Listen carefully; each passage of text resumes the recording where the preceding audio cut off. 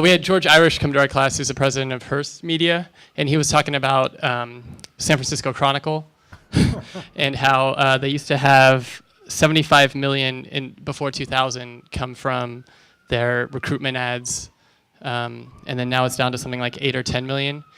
And he said he obviously really respects you, and but he didn't use the word antichrist, but I mean, just from your perspective, I know that the Chronicle has cut down on their news coverage. You said you're looking for new ways to fund investigative reporting. I think that's one of the things they might have cut down on. But what can a newspaper like the Chronicle do to, beef up coverage at a time when they're losing this? I don't have good answers to that, being a civilian, and there's a whole bunch of issues in what you've said. Yeah. The idea is what I'd like to see are the newspapers form networks of investigative reporters and then publish their work prominently and don't let us forget about it. Because if they expose a big, important scandal, we need to hear it reported and then reported again. The deal with the Chronicle and Examiner I don't quite get, because from what I hear, and I just heard that message reinforced yesterday, most newspapers, at least in chains, are making 20 to 30% profit margins. I've now heard that a newspaper normally, which might be complaining about a low profit margin, that might only be 7 to 10%, which is pretty good. So I don't know a lot about that, and people here do. A lot of the ones I know that are still thick and appear profitable are not. They're losing money. And in any case, Wall Street values growth, and there's no growth to be had. Yeah. The idea of newspapers being an investment is probably a bad idea. I think newspapers... So you wouldn't buy one? I don't plan on buying much of anything these days. Maybe some breath mints. But that's a problem. I like buying street food, and there's dangers in that. But we'll just... The Cron is a special case because I've talked to people and no one understands why it's losing money. In terms of employment ads, the great danger for newspapers is actually those jobs websites who are aggressive about going after their customers. I've seen this firsthand because once in a while one of their salesmen will get a little too aggressive, call one of our posters, who then knows that they can contact me, and then I'll call up the overly aggressive salesperson. I haven't done that many times. It's 10, 20 times, but they do get the message. So you don't feel that, thanks, Dan, you don't feel that Craigslist is stealing, quote unquote, advertising money from publications like the Village Voice, for example, because it is free? People exercise their freedom of choice, trying to find the most effective advertising medium, and doing the one that feels best to them.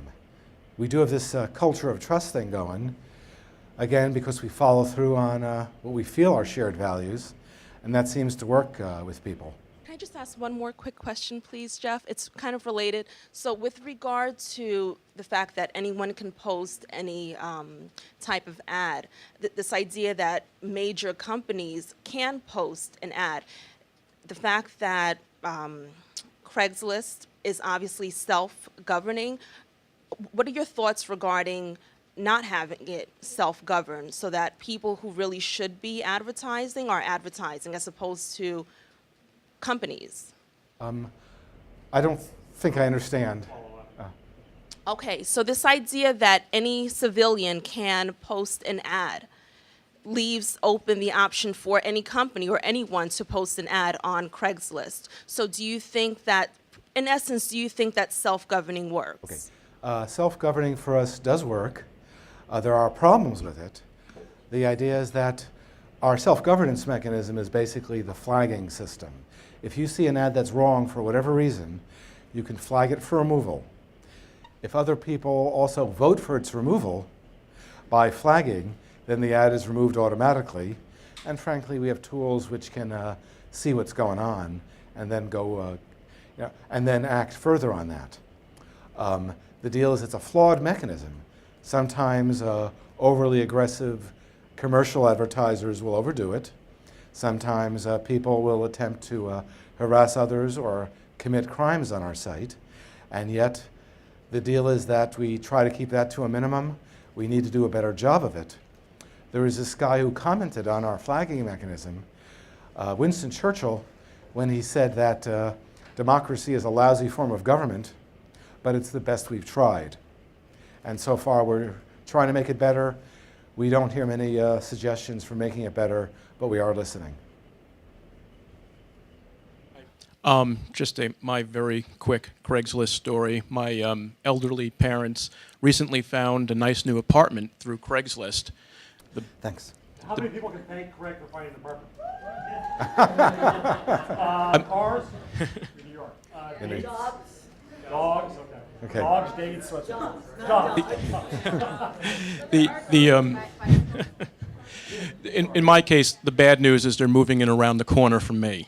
They were able to pinpoint the neighborhood, the block, and they found it.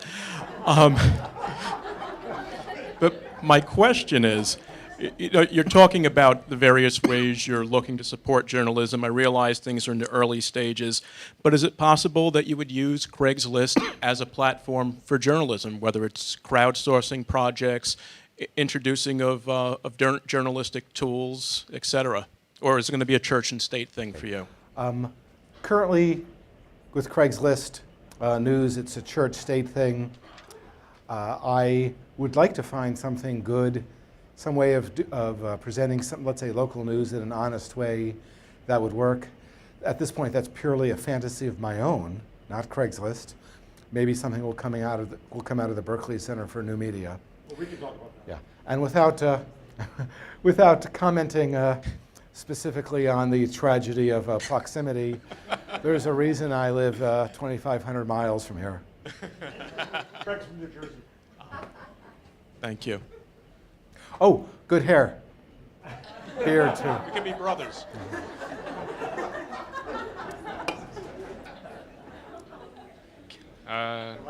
So obviously, Craigslist is an incredibly valuable tool online. Have you had very many offers to buy it, and what were your experiences in that? Is it very common? What were the figures? Much of this we just can't talk about. Let's say there was a lot of excitement in the middle of 2004, and most recently Henry Blodgett on Silicon Alley Insider estimated our worth as $5 billion. That's flattering, and I don't know what I would do with my share of that.